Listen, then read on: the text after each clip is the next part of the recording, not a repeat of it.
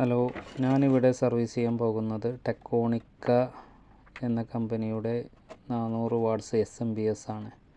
12 volt 33.3 ampere output supply തരുന്ന SMPS ആണിത്.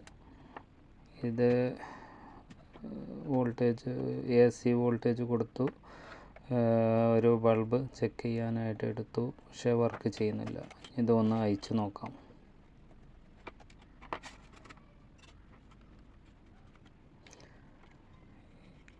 ഇത് കഴിക്കുമ്പോൾ പ്രത്യേകം ശ്രദ്ധിക്കേണ്ട കാര്യം എന്താണെന്ന് വെച്ച് കഴിഞ്ഞാൽ, ഇതിൻ്റെ മെയിൻ ഫിൽറ്ററിൽ വോൾട്ടേജ് ഉണ്ടായിരിക്കും, 300 വോൾട്ടോളം ഉണ്ടായിരിക്കും. അത് ഡിസ്ചാർജ് ചെയ്യേണ്ടതാണ്. അതിനുശേഷം ഇതിൻ്റെ 3845 എന്ന IC ആണ് ഇതിനെ ഡ്രൈവ് ചെയ്യുന്നത്.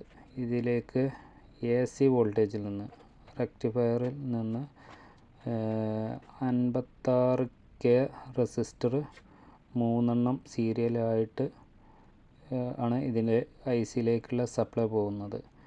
അപ്പോൾ അത് ചെക്ക് ചെയ്യുമ്പോൾ അതിൽ ഒന്ന് കണ്ടിന്യൂറ്റി കാണിക്കുന്നില്ല, മറ്റേത് രണ്ടും ഉണ്ട്. ഒന്ന് കുറച്ച് ഹൈ വാല്യൂ ആയിട്ടുമുണ്ട്, 60K ആണ് കാണിക്കുന്നത്.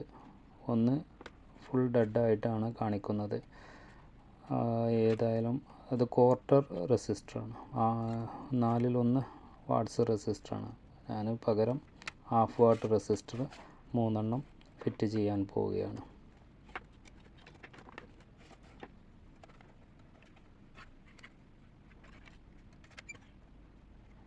എല്ലാം പമ്പ് വെച്ച് ഡിസോൾഡർ ചെയ്തിട്ടുണ്ട്.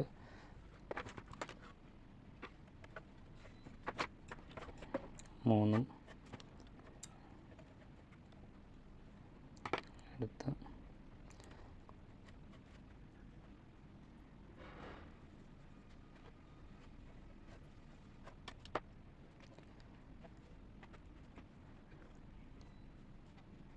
രണ്ടാമത് ചെക്ക് ചെയ്ത് നോക്കുന്നുണ്ട്. 1 ഡെഡാണ്. മാറ്റുമ്പോൾ 3 ഒരുമിച്ച് തന്നെ മാറ്റണം, ഇല്ലെങ്കിൽ കുറച്ച് കഴിയുമ്പോൾ വീണ്ടും കംപ്ലൈൻ്റ് ആവും. ഈ SMPS